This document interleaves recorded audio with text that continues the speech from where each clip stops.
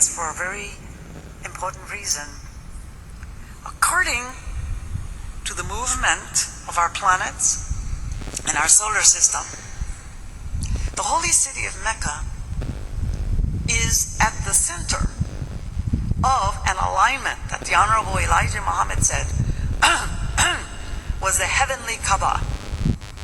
It's at the point where creation began in the heavens above. So therefore, you have what you would call a rectangular building, square building, but ultimately Kaaba means cube, a cubicle house. And as we go around and perform our tawaf, or the circumambulation 7 times around the Kaaba, we're also directed to the 2 little hills where Hagar was running back and forth looking for water, and the pilgrims have to repeat that journey. And then they are taken to a place of the Mount of Mercy, in which the Prophet, in the final hours of his life, gave his final message to all Muslims who were gathered. Prior to that final message, they each have to pick up pebbles and cast them at a stone pillar, which is called the devil or Satan, which is replicating history of the last 6,000 years, in which the Adam that we read of was not the first Adam, but he was the Adamic race of this last 6,000 years. So everything that we see outside as a symbol is only a symbol that will not carry us any further than the symbol if Allah is not worshipped inside. So the real Qibla, or direction in which we turn, is really the heart. It is in this sacred place where the recording of everything that we've ever done in our lifetime can be retrieved.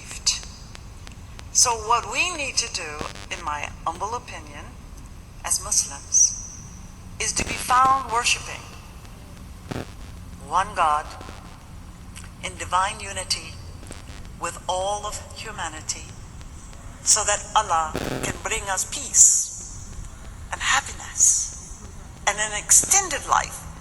This is what Allah promised us, to which the devil shuns. He only exerted a certain period of authority. So he called us, and we came, and we rejected and deviated from the God within. The message of Master Farad Muhammad was not to worship him in his flesh. Would you agree? He came out of a long, protracted period of history that goes all the way back to the origin of God himself. But guess what? We were also part of the process. And the more you think and the more you remember, you can go back there too. And you can see how atoms, molecules, how the universal structure came to be.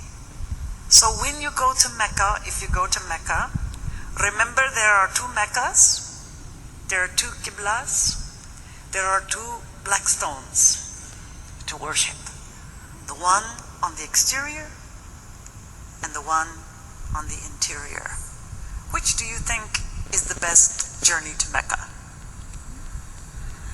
The interior. There you find peace of mind, contentment, and happiness, whether you go to see Mecca or not. This is the indwelling house that Almighty God made to worship God, to worship the one God. As I close, I'm reminded of some words of the Honorable Elijah Muhammad during the Theology of Time. I believe it was in the month of June. He asked everybody to stand up and face the east. And then he said, "We will no longer be going up to a temple in Jerusalem to worship God, nor will we go to any other temple to worship God. He said, you will be the temple yourself, and that you will be illumined with the wisdom, the thoughts, the mind of Almighty God Allah, and that will then change the direction of worship, so that we will no longer worship idols and buildings and structures. That is nothing. We must get down inside and see the reality of God within as the guidance for our lives. Thank you. I appreciated your quiet, thoughtful connection to what I'm saying. May Allah bless you. Keep us through this very critical period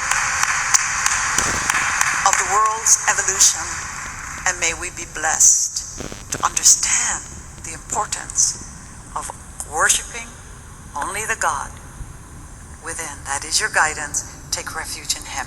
Thank you. Salam alaikum.